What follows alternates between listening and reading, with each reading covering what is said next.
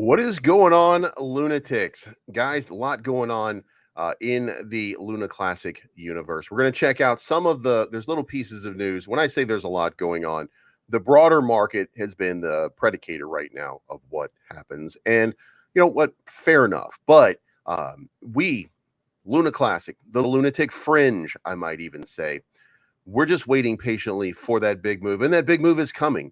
Now, if you ever watched Elmo in Grouchland, then you know that Barry Silbert from Genesis and the Digital Currency Group is like that Grouchland guy who wants Elmo's Whoopee, and Elmo's Whoopee is proprietary stuff owned by Terraform Labs that Genesis stole and is refusing now to comply with a subpoena for.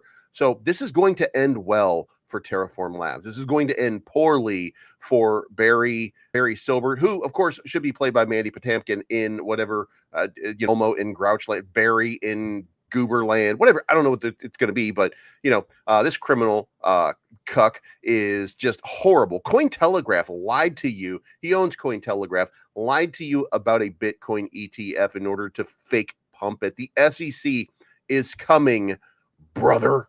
And it's not going to take much longer here. Barry Silbert, the worst of the worst in cryptocurrency. Barry Silbert's initials are SBF. I guess we should probably just say that, right?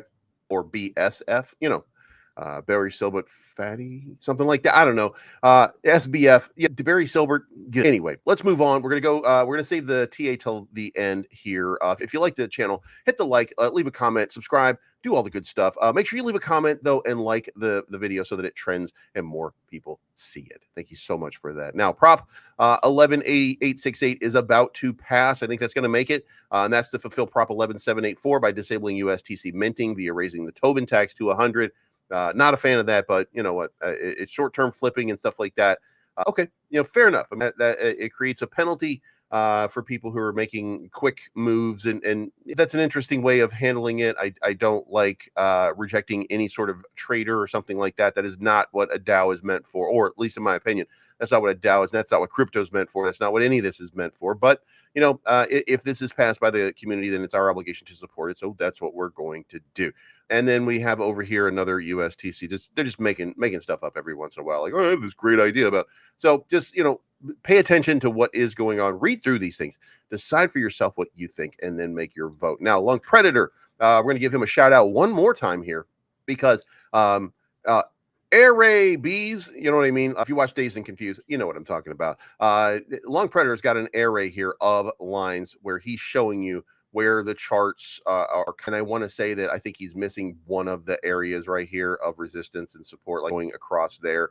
However, that's just semantics right now. What I do think is about to happen is I think that we're about to have that big move up. Now, what have I been telling you for a while? I've been telling you there's a big move coming. Now, the charts are bearing that out. The problem with the charts bearing it out is that if we don't get the impetus, the impetus being some kind of good positive sort of feedback or news coming from either the L1 team or from Terraform Labs, then we're just going to kind of meander here, and we're just going to get stuck at resistance, with the resistance being around that 77 line, right?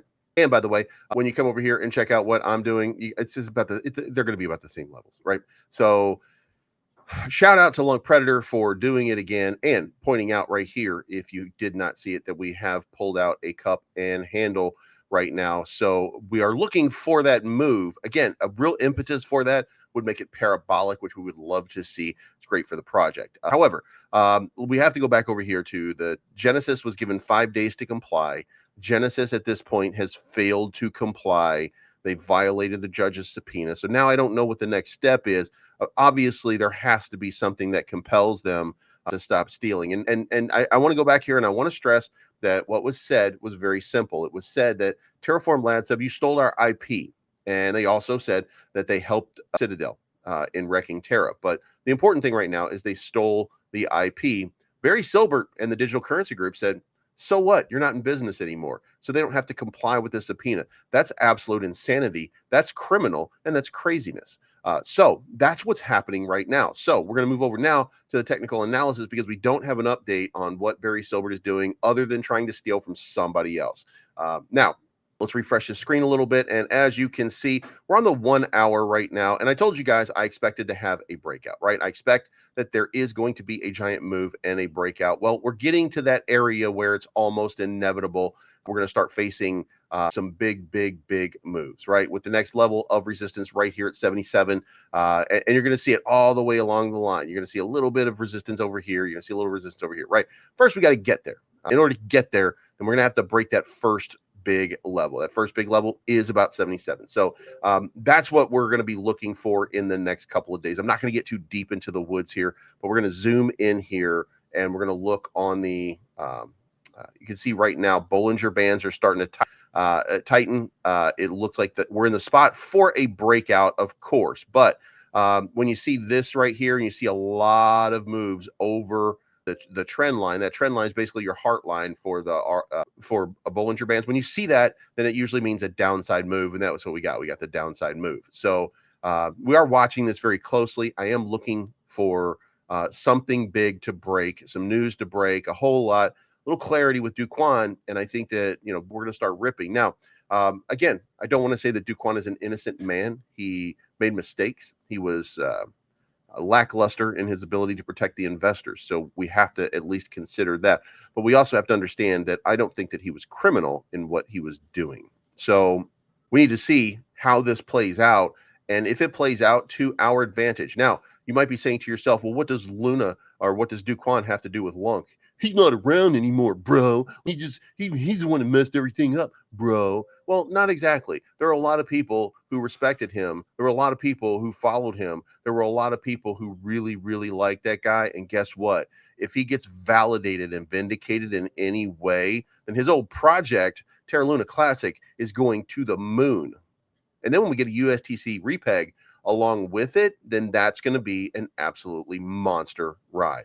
And I'm going to be there for it. I don't know about you. You have to make your own decision. But this is not financial advice. My name is Believes. I'm always right. Thank you so much for tuning in. I appreciate each and every one of you that you take the time to come over and check me out every day. If you haven't already, go to Twitter and at LUNCPredator. Give that guy a follow right now. He's doing the work for all of us, pointing out where the resistance is and showing you what the next big move. Now, obviously, I'm doing the same thing, but we're all on the same team. So give the guy a follow if you haven't already. We'll talk to you again very soon.